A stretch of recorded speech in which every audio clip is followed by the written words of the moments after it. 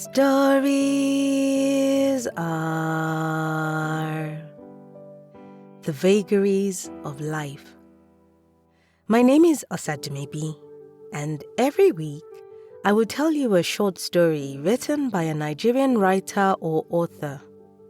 That's the long and short of it. So without much ado, this week's story is by Ewa Gerald Onyebuchi, and it's titled Area Boy. The knock on the door is almost subtle, as though the door swallowed the sound. Your heart starts to race as you walk to the door. Who be that? No response. Pausing halfway, an air of uncertainty hovers around you. Area Boy is not one to knock like that. Even if he returns in the middle of the night, he bangs at the door. Who be that now? Boy, open the fucking door. The turbulence in your heart dies. Area Boy is the only one who calls you boy in the neighborhood. Everyone else calls you Chikwado, your birth name. The door snaps and clicks and groans as you open it gently.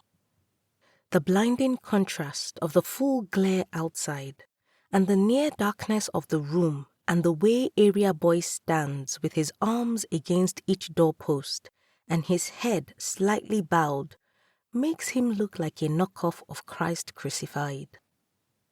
He pushes the door further inwards. You grope around, find the torch, and strike the switch. The room is illuminated by dim rays. You shut the door behind you. Area Boy staggers in, walks past you without a word, and lands on the bed, stomach down. He lands so hard that the springs under the mattress yelp. You hear his grunts of pain. And because you pity him, you must tend to him. Using a rag soaked in warm water, you clean the wounds on his back. They look like machete cuts. He grunts. Small. No, brother. Sorry.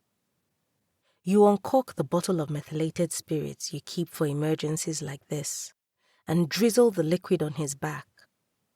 A tear snakes down your eyes as you watch him grit his teeth and mold his hands into a fist as he tries to stifle a scream and brace himself for even more rippling pain. When you give him rice, he barely eats a spoonful.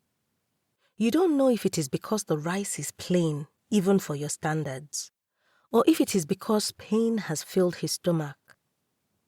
Your mind is at peace when he falls asleep, his snores filling the room. You sit by the window overlooking the soon-to-be wild bush no one wants to manage and stare into the dusk, watching as pockets of shy stars slowly reveal themselves.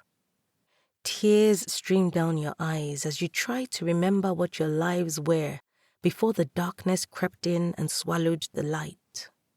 All of the light.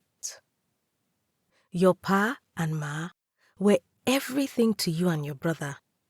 Even though you didn't come from a rich family, your pa and ma ensured the both of you had enviable lives. They were always there, until one day they were not.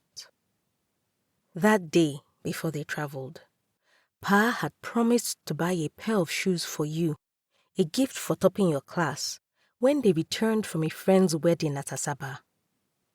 They never did. A lorry ferrying logs slammed into their car and killed them on the spot. Your pa and ma's demise affected you in ways which still reverberate. Your elder brother took to drinking and smoking, perhaps to flush the pains from himself. With time, things began to worsen. Hunger became synonymous with daily living. Eventually, in tow with your brother, you had to leave Enugu, where you'd lived all your lives, to Lagos, since he could no longer afford the rent, and your uncles and aunties were not helpful. It took you some time to ease into the hustle and bustle of Lagos life and your new secondary school. You were surprised at how your brother blended in easily, learning to speak Yoruba fluently and becoming friends with the other boys in the ghetto. Your train of thought crashes when area boy begins to groan and turn from side to side on the bed. Papa, Mama, no, no. He starts to cry. Rushing to him, you pat his head until he falls asleep again. Boy, how far? Where did you go chop this morning? I don't know. Area boy continues to check himself in the mirror, examining his face for ripe pimples to burst. Brother, waiting. You beg him to stay home because it's Saturday. Told him about your terrible dream last night, where a group of masked gunmen shot at him 3 times. He laughs so hard that the room shakes. Guy, forget that thing. Na me be area boy. Nothing dey shele for this ghetto. He flings a wad of money on the bed, grabs his gun from the desk close to the wardrobe and tucks it under his shirt with the precision of an experienced hand. You sabi prepare okra ba? Arrange am with 1,000 and give Iya the rest. No go out oh. Stay here. I go show for night. Lock door. You clutch his hand. Brother. Hey, wait be that. The red hot glare he shoots you can fry plantain. Area boy almost never gets angry with you. And even when he does, he is never physical. Behind all that bad boy air he exudes to scare people is a kind and loving elder brother, a young boy aged quickly by hardship. And you love him. He stopped school a long time ago to allow you continue your education. Although he always tells his friends that school is not his thing, that his brain cannot house books, and you watch his friends burst into laughter, you know he isn't telling the truth. Before the pendulum of your lives swung in the opposite direction, before things went so south that it seemed the compass of your lives had only pointed in that direction, school had always been his priority. He had wanted to become a professor someday. Now, he never stops boasting about you to his friends. You see this my brother here? I know they use am joke oh. He too sabi book. He be Albert Einstein of Nigeria. Brother, please, don't go. He stomps out. This is not the first time you've begged him to give up the life of crime. Your pleas always fall on deaf ears. If I stop now, hunger go kill us. But you know that there are other ways to earn a living, and you will not stop trying to make him stop. As the heat of the sun roasts everyone and everywhere, Iyayo shouts your name weirdly, as if she is being choked. You run from the backyard where you are washing a bowl of vegetables for the okra soup. You know something is wrong. And when you see her crying, your heart can barely be held in place by your chest. Hey, Shiguedo, hey, your brother don't die, oh. She cries. Which brother? Person will come out this morning. If not joke, stop am oh. You know she isn't joking. But a part of you wants to believe it is all a joke, that area boy is pranking you. Hey, I dey serious. Area boy don't die. He body dey lie for road close to Ekon filling station. Without pausing to check if you had slippers on, without pausing to collect yourself, because you, like your heart, cannot be contained. You run as fast as your little legs can, faster even because you feel like you are weightless and flying. There on the ground, in a pool of blood, you bear the cold, lifeless body of area boy in your arms. His head clutched against your left breast, just above your furiously beating heart. A crowd gathers and forms an amphitheater around you.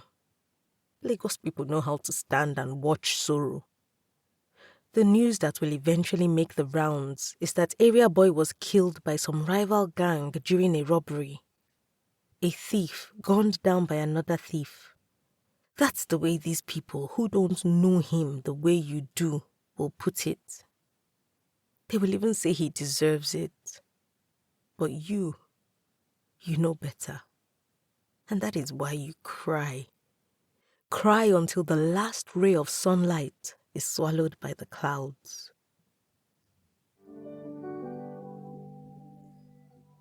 Ewa Gerald Onyebuchi is a writer who resides in Abuja.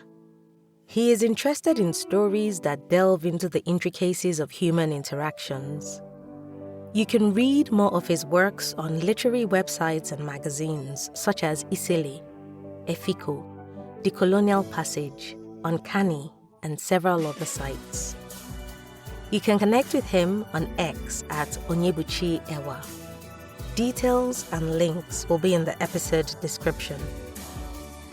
If you've got a story you would like to be featured on this podcast, or a published book you want to make into an audiobook, send an email to info@osademebi.com or send me a message at osademebi on either Facebook, Instagram, LinkedIn, or X.